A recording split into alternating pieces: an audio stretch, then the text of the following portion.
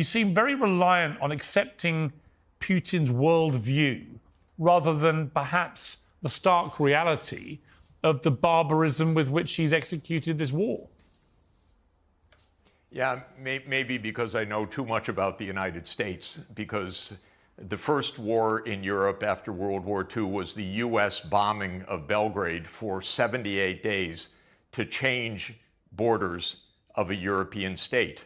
The idea was to break Serbia, to create Kosovo as an enclave, and then to install Bondesteel, which is the largest NATO base in the Balkans, in the Southwest Balkans.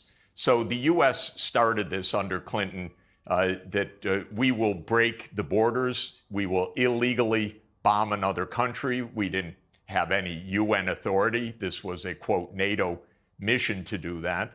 Then I know the United States went to war repeatedly, illegally, in what it did in Afghanistan, and then what it did in Iraq, and then what it did in Syria, which was the Obama administration, especially Obama and Hillary Clinton, tasking the CIA to overthrow Bashar al-Assad, and then what it did with NATO illegally bombing Libya to topple Muammar Gaddafi, and then what it did in Kiev in February 2014. I happened to see some of that with my own eyes. The U.S. overthrew Yanukovych together with right-wing Ukrainian military forces. We overthrew a president.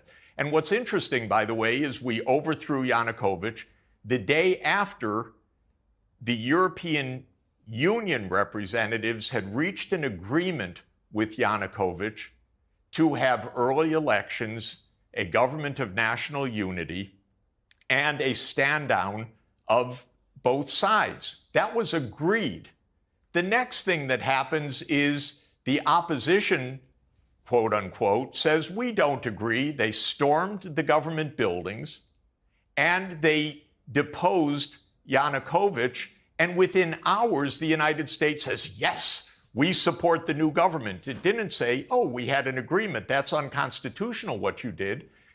So we overthrew a government, contrary to a promise that the European Union had made. And by the way, Russia, the United States, and the EU were parties to that agreement. And the United States, an hour afterwards, backed the coup. Okay, so everyone's got a little bit to answer for. In 2015, the Russians did not say, we want the Donbass back. They said peace should come through negotiations, and negotiations between the ethnic Russians in the east of Ukraine and this new regime in Kiev led to the Minsk II agreement. The Minsk II agreement was voted by the UN Security Council unanimously. It was signed by the government of Ukraine. It was guaranteed explicitly by Germany and France. And you know what? And it's been explained to me in person. It was laughed at inside the US government. This is after the UN Security Council unanimously accepted it. The Ukrainians said, we don't want to give autonomy to the region. Oh, but that's part of the treaty. The US told them, don't worry about it. Angela Merkel explained in Die Zeit, in a notorious interview after the 2022 escalation, she said, oh, you know, we knew that Minsk II was just a holding pattern to give Ukraine time to build its strength. No. Minsk II was a UN Security Council unanimously adopted treaty that was supposed to end the war. So when it comes to who's trustworthy, who to believe, and so forth, I guess my problem, Piers, is I know the United States government. I know it very well. I don't trust them for a moment. I want these two sides actually to sit down in front of the whole world and say, these are the terms. Then the world can judge. Because we could get, on paper, clearly for both sides of the world.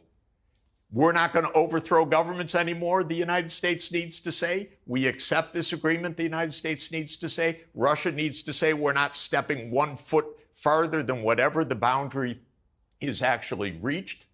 And NATO's not going to enlarge. And let's put it for the whole world to see. You know, once in a while, treaties actually hold.